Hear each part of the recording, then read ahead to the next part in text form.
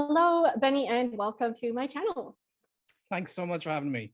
It is great to chat to you here. And I think everybody who has ever watched language videos on YouTube knows who you are. But for those few people who have been living under a rock and have not interacted with you or your amazing books, would you like to introduce yourself? Sure thing. I'm Benny from Ireland, and I have a degree in electronic engineering. I could only speak English when I graduated. I moved to Spain for 6 months, and I still didn't learn any Spanish in that time. And then I decided to switch things up, and that's how I got into language learning. And I, of course, found it fluent in 3 months, and that's what most people know of me is my intensive 3-month language learning projects. Amazing. Thank you so much, Benny. And I think you and I have gotten to know each other online over the past few years. And maybe over the last year and a half or so, we've seen that we can relate in some aspects of being busy content creators and language learners and people with jobs outside of directly just language learning. And I mean that in the sense that you publish books, you speak at events, it's not just we learn languages all the time. And I think some people who come in and watch polyglot videos, some people have actually asked me, is that all you do? Like, do you learn languages full time? And I wish I did, but there's much more to life than just sitting and learning languages. And I think I'd love to pick your brain a bit on how you balance work and languages, but also how do you balance mental health and languages, because it can be very taxing to maintain multiple languages, put forward your best foot, not in the sense that we are deceiving people with the content we put out, but we do want to inspire and encourage people. And when we feel tired or drained, how do we do that? How do we maintain balance? So I'm thinking today we can chat about the topic of balance in general in 3 parts. The first one would be, how do you and I balance multiple languages? The second part would be, how do we balance work and languages? And the third part would be, how do we balance our mental health and languages? So let's start with balancing multiple languages. I'm sure you get this question so many times. How do you, Benny, maintain learning so many languages at the same time? Yeah, very, very interesting question. And I think it'll definitely depend on the person. For me, my personality means that I can't really be actively learning new languages at the same time. It's not a talent I have picked up over the years at all. But like you said, maintaining languages, that's a different thing. So from the title of my blog, people would know that I like to have very intensive 3-month projects where it's essentially my full-time job to learn a language over 3 months. And that's when I'm picking up a new language and I'm trying to push it to maybe a B2 level. Sometimes I'll reach a B1 level, and that'll be a good place for me to pause it and go into maintenance mode. But sometimes I'll reach the B2 level. So when I am in maintenance mode, I don't really, and like you said before the call started, we talked about this in our polyglot conference chat together, that I don't really have routines. I have ADHD, which means I have serious problems with organizing my life. And whenever I've resisted this, it's never really worked for me. Whenever I created my daily plan of, 8 a.m. I'll do this, 9 a.m. I'll do that. It's just been a pipe dream. And that will work for some people. But for me, I've had to accept that chaos is the theme of my life. I've had to find ways to work with that, and rather than fight the flow of the river, just go in the direction it takes me, but engineer my life such that language learning is an important part of that. Like yourself, I have lessons booked on the likes of italki or Preply, and those would be kind of my anchors in my language learning day. So leading up to that, then I feel a sense of pressure. And because you feel like you don't want to disappoint another person, especially if you've had a lesson with them already. You want to show you've remembered what you did last time. And so that pressure means that I will naturally put aside time before the lesson to revise some flashcards and to look at my notes from the end of the lesson to see what do I need to focus on this time. And that kind of really gives me a sense of direction, that these are actual parts in my calendar that I can't cancel, because I can just block 2 hours and say, study this language. But, life will get in the way, I'll get distracted or whatever, and it may not happen. Whereas I don't tend to like letting other people down. So I don't want to message my teacher and say, I'm sorry, I have to cancel the class. The next thing that, again, is part of my personality, that, like, if you've ever met someone with an ADHD brain, the challenge we have to constantly deal with is we don't have the same sense a lot of people may have for planning. And unfortunately, in our brain, if it's not happening right now or immediately, it essentially doesn't exist. So we need this sense of urgency to help motivate us. And I never describe myself as someone who loves learning languages. I am at my core a traveler, and I want to experience the world and other cultures. And that means that these upcoming travel experiences are going to highly motivate me to be intensively learning my language. So if I want to be maintaining multiple languages, I need a real world thing that's coming up in some short term future that's going to inspire me to use this language. Right now, as I call you, I'm in Dublin. I've only been here for less than 48 hours, and I've already had multiple opportunities to practice multiple languages. So if you're in any kind of international city, you can find groups of people and you can just decide to coordinate with them that maybe we'll hang out together on Friday. And then that Friday is something you work up toward. So like having some kind of actual interactions with human on the horizon, the shortest term one being italki or preply lessons, and then the medium term one being interacting with people, going to a big event that might be happening soon, or traveling if you can. So that's essentially how I get into maintaining languages, is I find something to motivate myself, and then I pin spoken sessions throughout my week, and that's just going to force me to have to make the time to study. Yeah, I like that you have something that grounds you, like a little anchor that this is something I can do every week and look forward to, but you're not pressuring yourself with saying every day I have to study 20 minutes, or every month I have to finish a chapter of a book. I was reading something the other day about planning and the different types of planners, as in people who plan.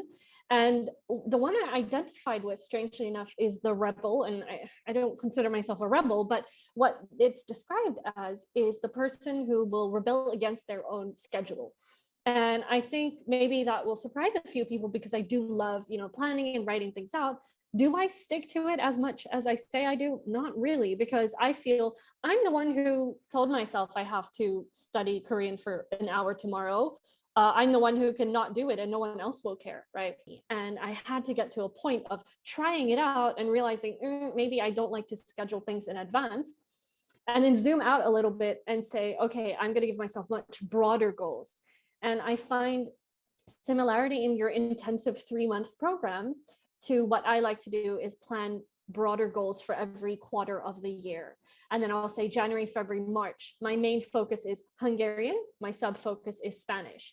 And then say, what's my broader goal? Maybe take at least 3 italki lessons. And I always bring it down a notch, because I know it's going to stress me if I say take 5 italki lessons. Rather say take 3, and then if I take 4, I can say good job me, instead of not being able to take 5. And I think we do thrive on urgency, like, okay, this is coming up, I have to do it. Even at work, I find that it's the silly standard thing of like, oh, I work very well under pressure, but I do. If I have a deadline tomorrow, I get my best work done tonight, not in the week before it. And I think tips for language learners in general is you have to go through these processes of figuring out what works for you, whether that's planning, doing things in the last minute. If it works for you, it works for you, but it takes a while to figure that out. So thanks for sharing your experience on that. I think the second one that we can jump into is, how do we balance work and languages? In my case, that would be, how do I balance being a product designer as well as a language learner? And do correct me if I'm wrong, but I believe for you, it would be a broader content creator and author, speaker, as well as the language learner. I don't have too much to say on this because I have a lot of blog posts and videos. So I'll quickly talk about my part and then we can dive into how you balance that. For me, I think the bottom line is I try to bring languages into my work as much as I can. If I'm researching best practices in UX design, why don't I do it in Spanish? Or why don't I listen to a podcast about design in Hungarian instead of English? But you have to get to a certain level to be able to do that. And you have to make sure you have enough time to allocate for that. So I cannot let my lack of fluency in Spanish that affects my reading speed in Spanish get in the way of me needing to get information for work. Once I get to a certain level in the language, that's where I'll bring it in and say, let me do my research in Spanish and something. And I also feel that my skills as a UX designer can help me combine my passions and think about how can I optimize the UX for language learning apps? How can I use my knowledge of learning a language to, that kind of systems or process thinking? If you compare grammar, how can I apply that to design? So there's a lot of skills that you can take from your own job and apply to language learning and vice versa. It's my ability to think in grammar structures, systems, processes, planning that I can bring over to my job. And I think what I'd like to say to the viewers here is try and think of more broader ways that your work can influence languages, apart from just saying, can I use this language at work? Think about the process of learning and how your methods of learning can be applied to work. Benny, I'd love to hear how you bring balance into both of those aspects of your life. Yeah, in a way, with work especially, I've had to relearn how to work well, because while I was writing language hacking Spanish and the accompanying books, that was the hardest I've ever worked in my life, and I completely burnt myself out. I was working 20-hour days and like barely getting any sleep. So because of that, for several years, I had a very, very bad, I just wasn't able to focus on work for a long time. It can be very hard, especially when your sense of achievement is coming from your work, and how you can tie that in. And obviously it's going to influence how much you're earning, especially if you're doing creative work, where the more you create, the more you'll actually earn in the end, rather than a 9 to 5 job. When it comes to languages specifically and tying that in with work, similar to you, I find ways I can blend the two together. So just like you, where you would look up solutions to issues you're facing, my personal passion is video editing. I've been doing this a lot with the likes of TikToks and whatever, and doing special effects and After Effects. And this always ends up creating some kind of a problem I need to solve. Like, how can I blend clouds to look just right in this video? So of course I can search for that in the language I want to maintain. And there are countless YouTube videos in multiple languages. There are people I can follow, and like, weirdly enough, I wind my day down by watching YouTube tutorials on After Effects. Another aspect of my work is similar to yours, social media and posting things. So one way I've eased myself back into that is by being a consumer of all of these things, because social media can be a huge suck on your time and your energy. However, there's certain positives if you use it correctly. So what I've personally done is I've created new accounts. I have completely separate Instagram, TikTok, and Twitter accounts for each of the languages I'm maintaining. And yes, that does mean I have something like 12 accounts in each language, but I can still get inspiration from others. So I log into the accounts that I want to practice, and I've just created a new Catalan account, and I've logged into that, found the right people to follow by following the hashtags and seeing who else is learning Catalan and seeing who they're following. And it's given me great inspiration. And then that feeds back into me feeling, okay, I feel like I can make this kind of content myself. And then I create the videos and the Instagram posts in those languages. So like you said, you find ways that it's relevant to your work and you integrate that as best as you can. Something I've done in my other situations is just try to find dead time. Like, there was once I was working a 70-hour-a-week job. This is long before Fluent in 3 months. And I was the youth hostel receptionist in Rome. This was still early enough in my travels, and I still wanted to be learning and maintaining languages. But there was a lot of dead time. So even if you have a 9 to 5 job, maybe like there was time after I had cleaned, before people were welcome back into hostel, where there was really nothing to do. And I still had to be available if someone did come in, but I would have a little phrase book and I would study that phrase book. So you can find ways to ease it into your time. If you need to be like visually looking out for people, you can have audio in your ears and listen to podcasts or whatever it is. There are ways to ease that into your life. It'll always depend on the person's personal situation, of course. But yeah, for me, it's been interesting to relearn finding that work-life balance, and that's been its own process, but I'm finally getting to a much better place again. Right. That's good to hear.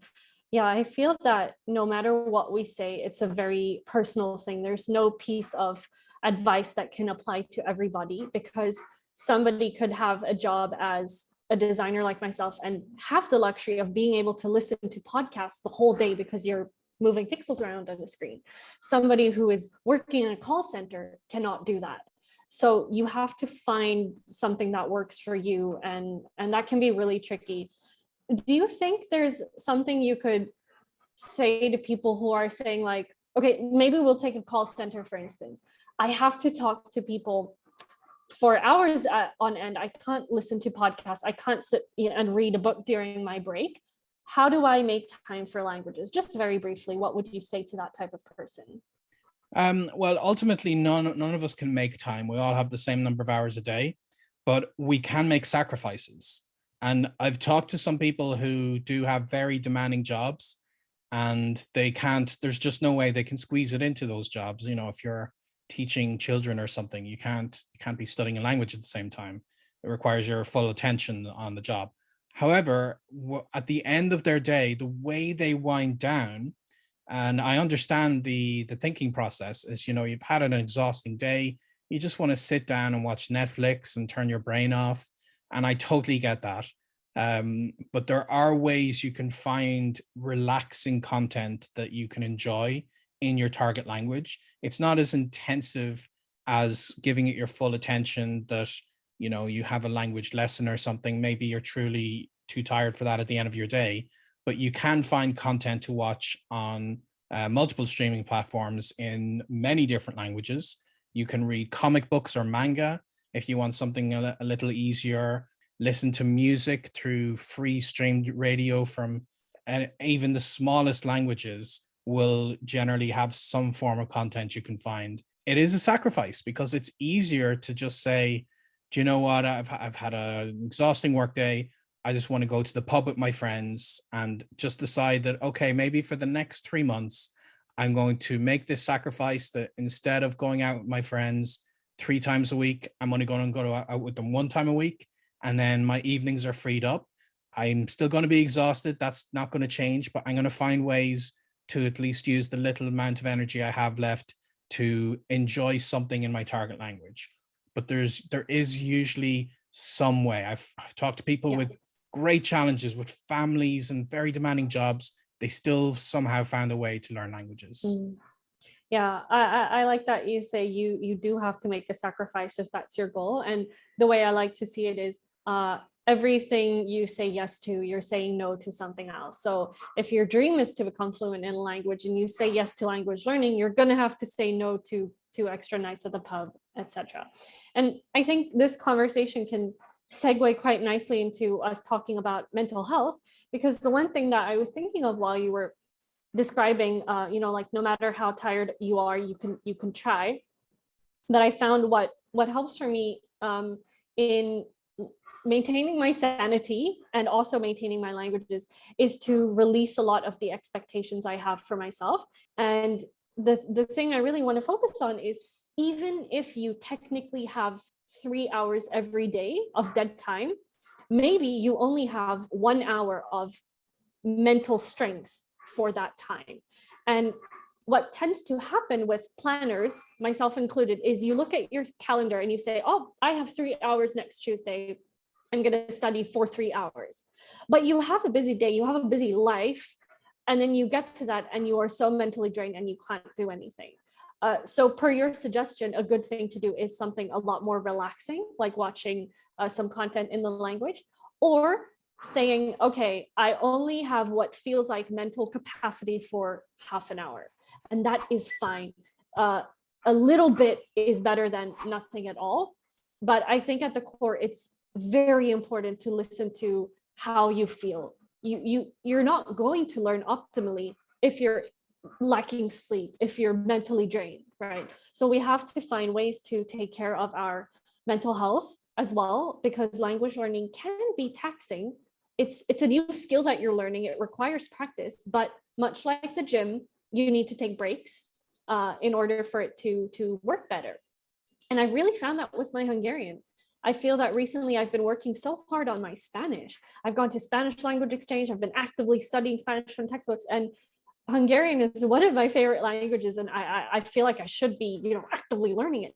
But by taking a very short break and only having italki lessons, conversational exchanges, rather than studying from a textbook in Hungarian, I found that strangely enough, it seems to flow much better. Every new italki lesson I have, my teacher is like, how are you speaking so well? Like, what changed? And I think it's because I've relaxed a lot more. I haven't said, you study Hungarian every week, fill it into your schedule, blah, blah, blah. It's like, okay, study Spanish. And then Hungarian feels like my break. But I feel also as content creators, we almost feel a responsibility to not prove that we can speak the languages, but to show we are making progress. We are staying active in our languages. We have to show progress, I think, is not what people are demanding, but what people would like to see as inspiration. So how do you balance staying sane, for lack of better word, really, and learning languages? How do you decide, okay, now it's time to take a break? You mentioned you did go through a time of burnout, and I'm really sorry you experienced that. That's the worst feeling. But I'm so glad to see that you are doing better. But what was the turning point for you? How did you reach and say, we say in Afrikaans, hiertoe en nie verder, like until here and no further? How do you get to that point, and what do you do next? Yeah, mental health is, I'm glad it's something people are able to talk about more openly. And for people who don't know, like up until 2 years ago, I was going through the burnout. I went through a divorce. I was diagnosed with clinical depression. I reached $80,000 in credit card debt. So I was going through a stretch of time in my life where everything seemed like it was going wrong. And I was utterly miserable. I had no energy for anything. And I would agree with everything that you said, that there's only a certain amount of there's only a certain amount of mental energy you might have per day. But I would go even further. And initially, when I split with my ex and I had full freedom to decide how I was going to live every day and plan out my days, initially I thought I'm going to get back into full on polyglot mode, and I'm going to be learning languages full time, and whenever I'm not working. And that was a little too ambitious, and it didn't work out. And what did help dramatically was when I prioritized my mental health. So I had to accept, like you said, as a content creator who is supposedly actively learning languages and should be posting about that, there's a lot of pressure there. And I just had to accept for almost a whole year and a half, this isn't happening. I can't be Benny the Irish polyglot. I need to focus on my mental health. I need to recover from these very difficult years, and I need to relax and feel back in my own skin again. So if somebody watching this is going through a difficult time, and like I was saying before, you compare yourself to others all the time, maybe your goal, rather than I'm going to push this language up several notches in the next few months, maybe your goal instead is I'm going to recover, or I'm going to reach a place of serenity and calm where I have the ability to focus. So the only way I was ever able to put 3 intensive months into learning a language is because my batteries were fully charged. My mental health batteries, my physical health batteries were fully charged, so I could put everything into these projects. And I'd really like people to accept that recovery might have to be your priority. Maybe if you do have 3 hours of dead time a day, then you got to use those 3 hours for things that are going to help you get Mm, to a better place, whether that's maybe getting therapy or doing meditation or doing something mm, physical. And then you can decide maybe 3 months or 6 months from now, I will be ready that I can make language learning central to that again. And yeah. it's been a hard decision for me to make because, like you said, I feel that pressure that I should be posting YouTube videos of here's my next language project. And I had to not do that for a very, very long time. And it hurt and it made me feel like a failure. But I'm Mm, so glad that I did that because now I have given myself the time to recover, that now I can put that energy into my language projects again, whereas previously I mm, didn't. Now I'm yeah. not necessarily fully recovered, but I do have a lot more energy, but I still have to put a lot of time into making sure I'm relaxing. I'm not trying to overpressure myself to produce things because I Mm, feel like people are expecting it or it's something a polyglot should do. yeah. And these were very hard realizations for me to make. Now I'm at a place where I am actually actively using my languages again. So there is that Mm, balance, and mental health is underappreciated. Up until 6 months ago, I was not a good language learner, but I was doing things that were helping me recharge my batteries so that I could become a good language learner again. yeah, definitely. You can't pour from an empty cup. And thank you so much, Benny, for sharing with such honesty. Like I really think it means a lot to me and to I am sure to everyone who's watching that we are able to have this open, honest conversation. And I think the more we normalize talking about this stuff, there's no shame in it. And it's I was going to say it's good to hear, but it's not good to hear that, we go through hard times, but it's good to hear that you were able to get the help you need and that you are now able to help other people who might be in the same way just by talking about it. So I do, from the bottom of my heart, want to thank you for being so honest. And one thing that popped in my head while you were sharing is, some days, just being honest here as well, I just cannot get out of bed. It's hard, having high functioning depression is not fun. And one thing that has helped me, it's a present continuous verb. One thing that is helping me is to try and define my values, and whether my values are family, resting, learning. If, let's say, my value is learning, and you mentioned just now, for a few months you weren't a good language learner. I actually think that you were, because perhaps, let's say, both you and I value learning. If you value learning, you're going to find a way to do it optimally. And if that means resting first in order to learn optimally, then you are valuing learning. On those days that I can't get out of bed, I say, okay, my value is myself, spending time with my family and learning. And I can only do those things properly if I let go of people's expectations of me, let go of the need to produce content, take a break first. Everything, the world is not going to end, even though I think it will. And that's just anxiety speaking. And then pick up where you left off, and it'll be all right in the end. Very well said. Yeah. Well, Benny, this has been a great chat. I've learned a lot from you, and I really do want to thank you for coming on here and sharing. We do have a few minutes left if there's anything else you still wanted to touch on or anything else that you'd like to share. Yeah, I think one theme of my life that's helped me in a lot of ways is I embrace making mistakes. Anyone who's seen me talk about language learning, mistakes are just such a natural part of life. And when they happen, when you have setbacks, then as long as you're able to process them in some way, that's what's most important. And if mistakes happen, you can get yourself bogged down by regrets and wishing this wasn't happening to you. Or you can realize that outside of the perfect world on Instagram, where you see people who are constantly beautiful and constantly making amazing progress and having the best time of their lives on sunny beaches. Realistically, most people are struggling. Until the divorce, I was projecting this image to everybody where everything was great and it was the perfect relationship and we were happy all the time. And I think now, whenever I see those perfect representations of other people, whether it be the quick progress they may be making in a language, or how happy they seem, or how successful they are on social media, and whatever it may be, I always remind myself I'm seeing just a very fraction of a tiniest edited perfect fraction of their life. I'm not seeing everything else.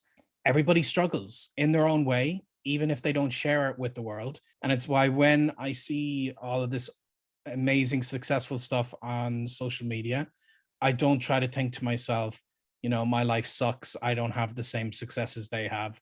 I try to remind myself that I am still very, very lucky. Even the challenges I've gone through, there's still so many positive things in my life I can be appreciative of.